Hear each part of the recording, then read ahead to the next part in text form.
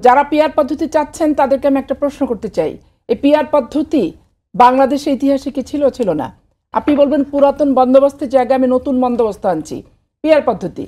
এখন আপনি যে স্বৈরাচার 15 বছর পর আপনি উৎখাত করলেন, এই অত্যাচারী শাসক, কথার কথা আপনি ধরে নেন যে গোটা বাংলাদেশে স্বতন্ত্র প্রার্থী হিসেবে একটা প্রতীক নিয়ে তারা সবাই ভোট করলো, কারণ তাদের নেতারা হচ্ছে আর হচ্ছে এমপি মন্ত্রীরা, উচ্চ পর্যায়ের কেন্দ্রীয় নেতা, অঙ্গ সংগঠনরা এলাকা ছাড়া।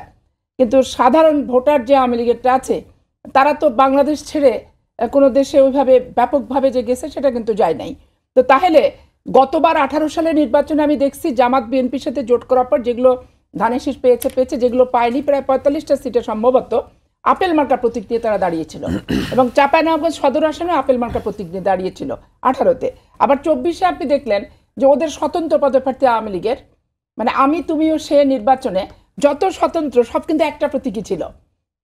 এখন আপনি চিন্তা করে দেখেন যে এই ভোটটা যখন হবে, তখন স্বতন্ত্র প্রার্থীরা যে প্রতীক নিয়ে যদি আওয়ামী লীগের কর্মী সমর্থকরা ভিতরে সমর্থন দিয়ে দাঁড়ায় যায়, তাহলে তাদের আপনি স্বৈরাচার মুক্ত বাংলাদেশ করবেন, আওয়ামী লীগের রাজনীতি আপনি নিষিদ্ধ করে দিলেন।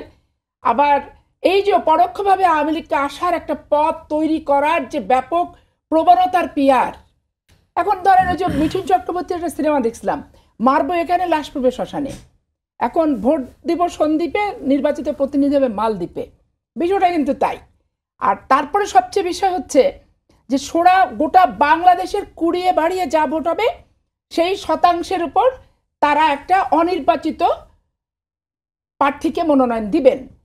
কিন্তু নির্বাচিত যারা ভোট সরাসরি মাধ্যমে হবে, তাদের জবাব দিতে তাদের এলাকা থাকে, ডেভেলপমেন্ট ওয়ার্ক থেকে শুরু করে সব কিছুই।